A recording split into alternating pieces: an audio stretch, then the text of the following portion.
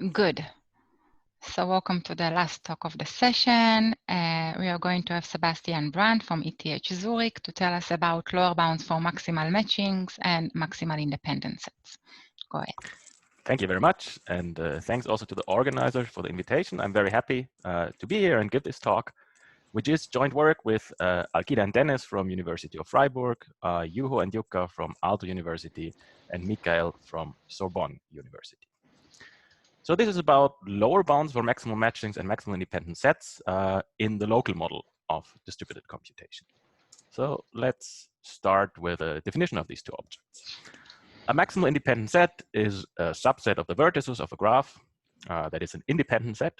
So no two vertices that are selected into the set are neighbors of each other. And it's also maximal with this property. So we cannot add any vertex to this selected set without violating the independence property. Or put a bit differently, any vertex that is not in the maximal independent set must have a neighbor that is in the maximal independent set. A maximal matching is essentially the same concept just for the edges of the graph. So it is a subset of the edges of the graph that forms a matching. So no two selected edges are neighbors of each other. And for any edge that is not in the maximal matching, we must have a neighboring edge that is in the matching. In distributed computing, or more precisely in the local model, these two problems, together with a delta plus 1 vertex coloring problem and the 2 delta minus 1 edge coloring problem, are sometimes called the big four. So they are four fundamental problems that have been studied basically since the beginning of research in the local model. And they are very useful as subroutines for many algorithms for other problems in the local model. As I mentioned, maximal matching is the edge version of maximal independent set, or more precisely, a maximal matching is nothing else than a maximal independent set on the line graph of the input graph. And in the local model, that just means for us that any lower bound we prove for maximal matching will immediately also apply to maximal independent set. And therefore, we can focus our attention on maximal matching. So let's have a look what is known about the complexity of computing such a maximal matching. In the local model, it's often useful and convenient to write the complexity of an algorithm as the sum of two functions, one in the number n of nodes of the input graph, and the other in delta, in the maximum degree of the input graph. And that is just because many algorithms have this component that does not depend on n, but just on delta. And if we write the state of the art, first for randomized algorithms, in this form, then we have three algorithms, one from the 80s that gives us a log n upper bound, one by Fisher from 3 years ago that gives us an O of log delta plus log to the 3 of log n upper bound, and an algorithm by Panconesi and Rizzi that gives us an upper bound of O of delta plus log star n. On the lower bound side, we have this lower bound that tells us this log star n is required. We cannot get rid of that in any way. And there's also a very interesting lower bound by Kuhn, Moshiboda, and Wattenhofer that tells us that you cannot go simultaneously below root log n divided by log n in this first component and log delta divided by log delta in this second component. Now, a natural question to ask is, can we get the best of both worlds, say of the algorithm by Fisher and the one by Panconesi and Rizzi? So could we, for instance, get an algorithm with a complexity of O of log delta plus log star n? Or if that is not possible, can we at least get like a family of algorithms that gives us a smooth transition regarding these complexities between the algorithm by Fisher and the one by Panconesi and Rizzi? And as we show, neither of the two is possible because you cannot go simultaneously below a log divided by triple log dependency in n and a linear dependency in delta. And if you are not interested in dependencies on delta, you can forget about this first sum, and then it will just be a clean omega of log n divided by triple log n lower bound. As you can see, with respect to delta, we are tight, and well, with respect to n, well, we don't leave much room for improvement for the algorithm by Fisher. On the deterministic side, the algorithm by Panconesi and Rizzi gives the same upper bound, and the lower bounds obviously also hold. But now the algorithm by Fisher gives us a complexity of log to the 3 of n. Actually, it's log n times log squared delta, but in this way to write the algorithms, we cannot write it any better than log to the 3 of n. And here we prove a lower bound that tells us we cannot get below this linear dependency in delta as well. And in terms of n, we cannot get below log n divided by log n dependency. All right, so these are the results. So let me maybe lose a few words about the model we are interested in. And this is the local model that was introduced by Lineal in '87, where we want to solve some graph problem, but not like in a centralized way, but instead the vertices or nodes of the input graph are computational entities that want to solve the problem together. And for that, they are allowed to communicate via the edges. The computation proceeds in synchronous rounds, where in each round, we first have a communication phase where each node is allowed to send an arbitrarily large message to each of its neighbors. And then when the messages arrive, each node is allowed to perform some arbitrarily complex computation. In the beginning, each node knows the number n of nodes and the maximum node degree delta, and it also knows its own degree. But apart from that, essentially, it doesn't know anything about the graph. Each node executes the same algorithm, which is what we call a distributed algorithm. And each node has to decide at some point that it terminates. And then it has to output its local part of the global solution to the problem. So for instance, if the problem is to find a proper vertex coloring, then each node has to output a color, which will be regarded as its own color, such that the induced global coloring is indeed a proper coloring. Our measure of complexity, so the runtime of such a distributed algorithm, is just the number of rounds until the last node decides to terminate. And to avoid some impossibilities based on the fact that each node executes the same algorithm, we also equip each node with a unique numerical identifier of length of log n bits. All right, so this is the model. I hope it's clear. And now we can take a look at, well, a high-level overview of how we try to obtain our bounds. So the key to obtaining the bounds is to properly understand the truly local complexity of maximal matching. So forget about n, forget about this global parameter that tells us how large is the graph. What we want to know is how fast can we solve maximal matching purely as a function of this local parameter, delta. And of course, well, the model and the graph itself naturally has this notion of n. So let's change the setting a tiny bit to make sure that we can abstract away from this n. So let's assume that our graph, our input graph, is actually infinite, which removes the notion of n, except that, well, we also had this assumption that we have these unique identifiers, which are of O of log n bit length, which contains the notion of n. So let's also remove those, but then, well, we have to give the nodes some kind of way to break symmetry, otherwise they won't be able to solve maximal matching at all. So let's instead give them a bipartition. So any node is either red or blue, and it knows its own color. And to make things even simpler, we will also assume that every node has the same degree and that there are no cycles in the graph. And this can just make our lower bound stronger. And we can do it because our lower bound already holds on bipartite delta regular trees. So in this setting, how fast can we solve maximal matching? On the upper bound side, there is a very simple algorithm that gives us an O of delta upper bound, which basically just does the following. It's a proposal and acceptance algorithm where each node of one of the color classes, say all the red nodes, just try to put their incident edges one by one into the matching until they succeed or run out of edges. And this will then trivially give us an O of delta upper bound.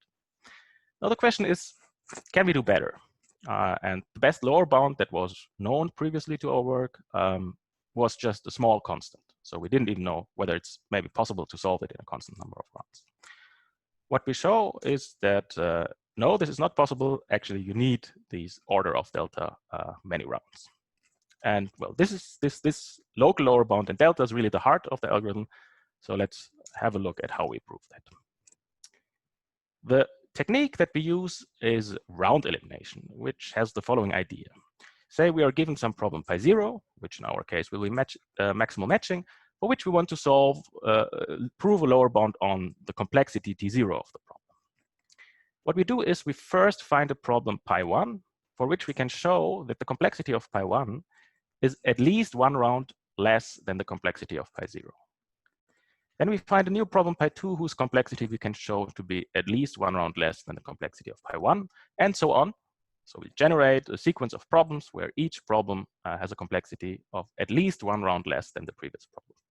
Now, if we get to a problem πk, for which we can show that the complexity of the problem is still strictly positive, then since we lost at least one round of complexity in each step, we know that the initial problem pi0 that we are actually interested in must have a lower bound of at least k plus 1. And this idea or this technique has been used to prove a few lower bounds, most of them in the last years. Unfortunately, all of these problems seem to have specific properties to make this technique work. So for these three problems, in these two papers, some coloring problem or variant thereof is considered. And the lower bound is achieved by showing the following. If you increase the coloring palette for that specific problem exponentially, then you can solve the problem at least one round faster, which gives you a sequence of problems where the palette, the coloring palette that is allowed for the problem grows exponentially in each step. And well, the downside is that as soon as the coloring palette size reaches delta or n, depending on which of the problems you consider, the problem becomes a zero-round solvable. And since the number of steps until you come to the first zero-round solvable problem will give you the lower bound, this way for these problems will only give you log star delta or log star n lower bounds. Now, this one other problem for which this technique worked is the Sinkless orientation problem, which is a very important problem in the local model. And here, this technique works because Sinkless orientation has a peculiar property, namely that you can show that if you can solve Sinkless orientation in t rounds, then you can also solve it one round faster, which first sounds absurd, but it just tells us that in our infinite setting, even if you have a bipartition given, you cannot solve Sinkless orientation at all. And unfortunately, our maximal matching problem is, well, neither has this nice property, nor is it anywhere close to any of these coloring problems. And we anyway don't want only a log star dependency, but we want to prove a linear dependency in that. So what do we do? And well, there is another paper from last year that tells us something about round elimination, and that is that essentially for any problem that is locally checkable, which just means that you can describe it by local constraints, and this is a class of problem that contains both maximal matching and maximal independent set. For each of these problems, you can automatically generate such a sequence of problems where each subsequent problem can be solved at least one round faster than the previous one. In fact, it tells us something stronger, namely that this automatically generated sequence has the property that the complexity of a problem, of any problem in the sequence, is exactly one round lower than the complexity of the previous problem. Which sounds great. Now, why can't we get lower bounds for all these locally checkable problems by just like generating the sequence of problems, checking where the first zero-round solvable problem occurs for which index, and then have this index as a lower bound? So something must be difficult here, because otherwise we would have lower bounds for a lot of problems, which we don't have. And the problem is that the description size of these problems in this automatically generated sequence, it grows very fast. So basically, after only a few constant steps in the sequence, you get to a problem, well, for most of the starting problems, you get to such a large problem only after a few steps that you cannot understand the problem feasibly, much less check whether it is solvable in 0 rounds or not.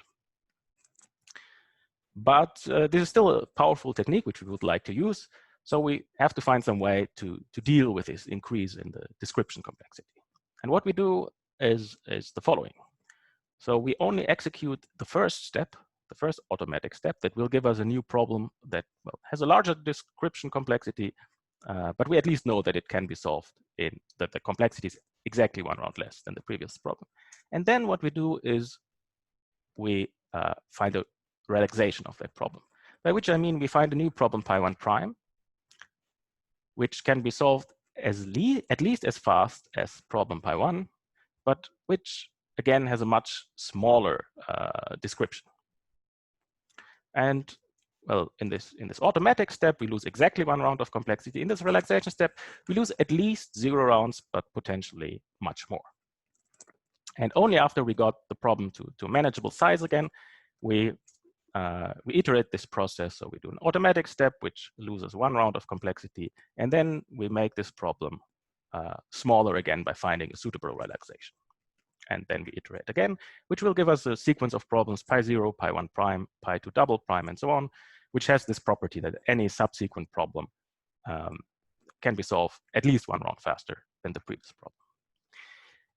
Now, one thing we have to make sure to get a good lower bound, since the lower bound that we will get is the number of steps it takes until we get to a 0 round solvable problem, is that we don't lose too much complexity in these relaxation steps. Because if we lose too much complexity, it will just happen that the first 0 round solvable problem in this sequence will come much earlier. And of course, we also have to make sure that we can find relaxations at all, such that the new problem can be described in a simple way, and such that if we apply this automatic procedure to the problem, we can again do the same for the problem we get, and so on. So we need a way to describe these problems concisely. And what we show is one can indeed find relaxations of this kind. In fact, all of these problems will be relaxed versions of the maximum matching problems that are described by 2 parameters, x and y. And the first parameter, x, will tell us how much we are allowed to violate the packing constraint. And the second one, y, will tell us how much we are allowed to violate the maximality constraint of maximum matching. The problems themselves are a bit more technical, so this is already a simplification.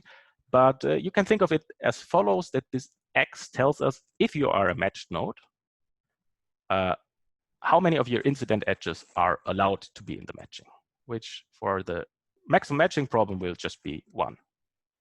And parameter y will tell you if you are an unmatched node, how many of your neighbors are allowed to be unmatched as well, which is a violation of this maximality constraint. And in the maximum matching problem, this parameter is just 0. So the first problem of our sequence will have the parameters 1 and 0. And now the next step is to figure out how do the parameters evolve in the sequence of problems that we define by the relaxations we find.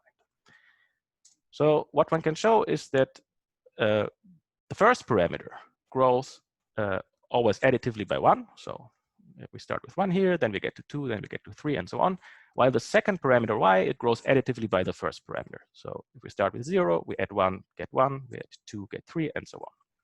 Or in other words, the first parameter grows linearly and the second parameter grows quadratically. Now, what we have to do to find out how large of a lower bound we can get in this way, we have to find out how many steps we can take before the problem becomes 0 round solvable. And for the problems in this class, we can show that if the sum of the 2 parameters does not exceed delta half, then we are safe. Then the problem is not yet 0 round solvable. And since, well, the first parameter grows linearly, the second one grows quadratically, and this bound is linear in delta, we know that we can do omega of root delta steps before the problem becomes 0 round solvable. So we get a lower bound of omega of root delta for our maximum matching problem. Now, this is not exactly what we aim for. We would have liked to have an omega of delta lower bound. So something went wrong. And well, the only thing that could have gone wrong is that our relaxations are not tight enough. So what happened is that in each of these relaxation steps, we lost too much complexity such that this sequence of problems, which, well, if we would have found good relaxations, would have had a length of linear in delta before the first 0 round solvable problem appeared, now only has a length of roughly root delta. Fortunately for us, this way of proving a lower bound, it doesn't just work for maximum matching. Since we know how these parameters evolve, we can compute a lower bound for any x and y for these problems. So for instance, we can the parameters for the first problem to root delta and 0.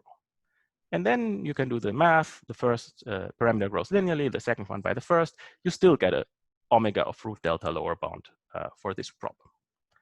And if you look at this problem essentially says it's the same as maximal matching.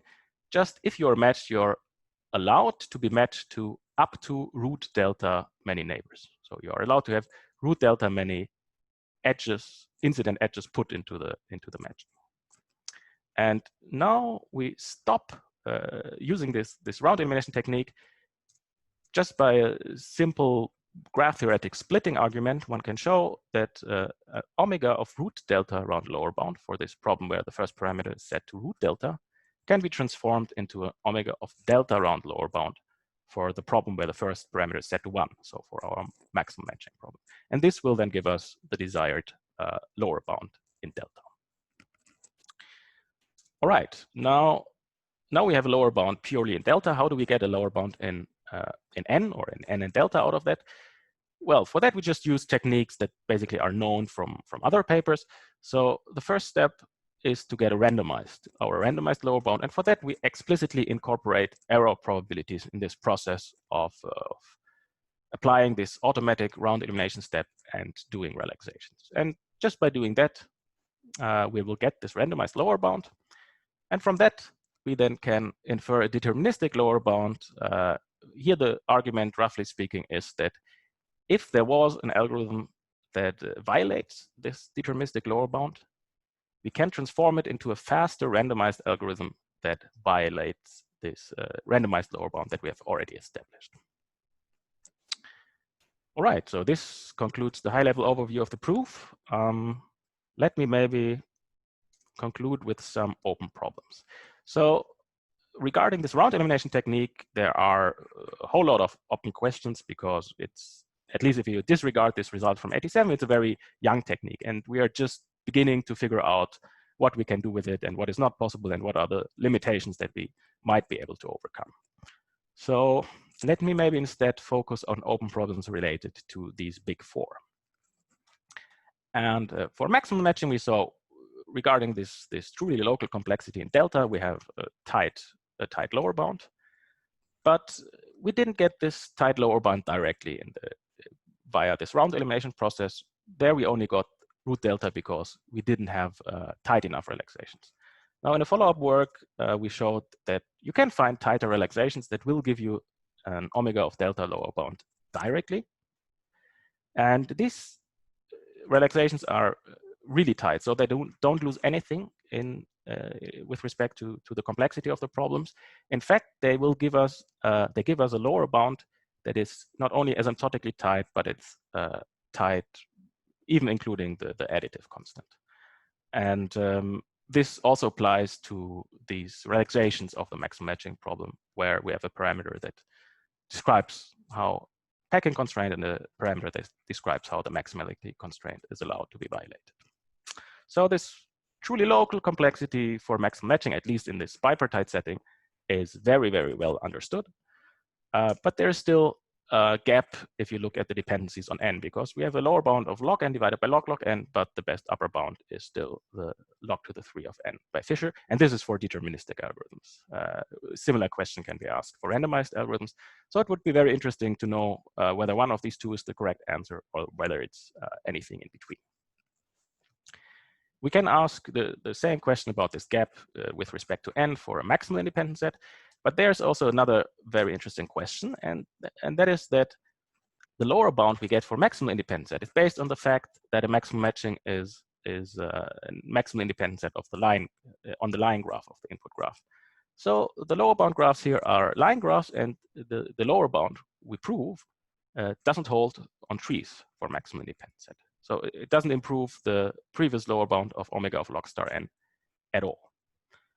There has been some follow-up work that showed that we can get this local lower bound of log delta divided by log delta in our local parameter, and root log n divided by log n in our global parameter.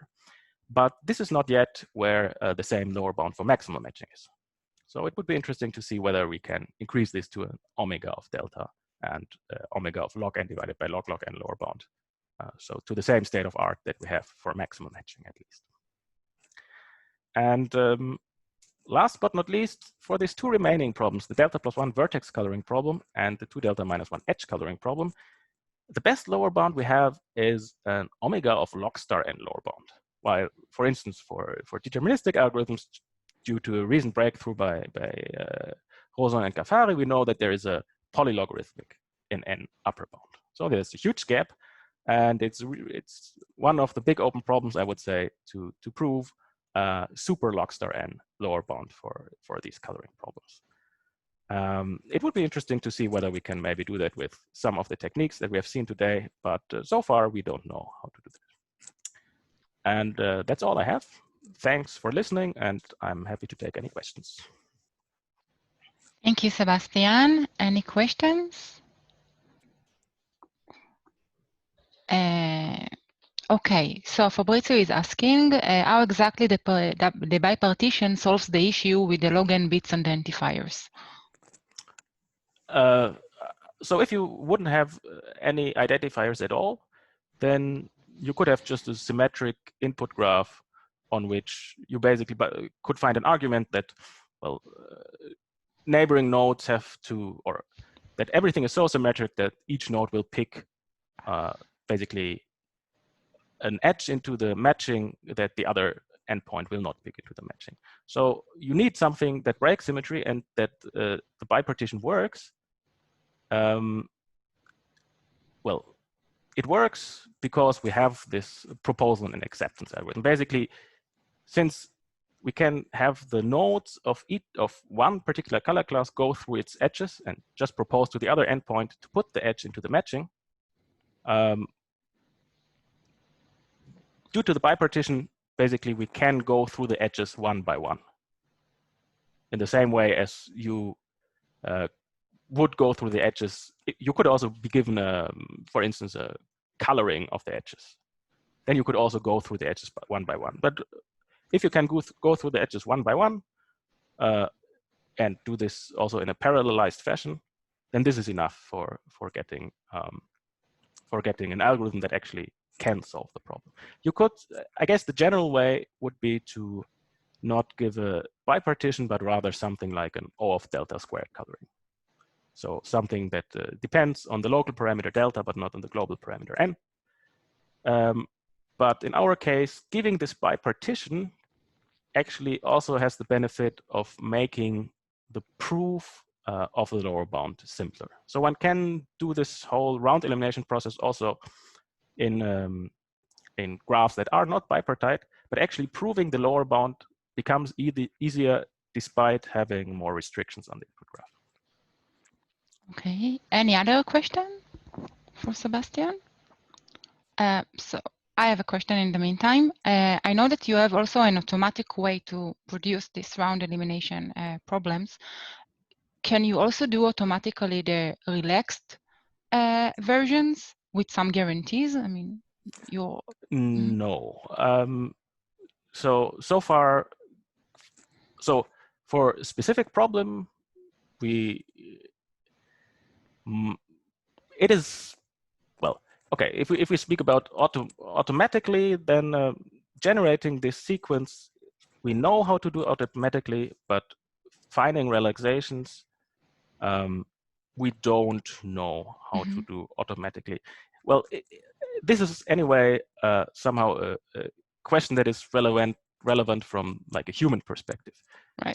For a proper proof, you don't need any relaxations at all. It just works. We just don't know how to prove for these really huge problems that we get with these descriptions that we cannot understand. We don't know how to prove zero-round solvability.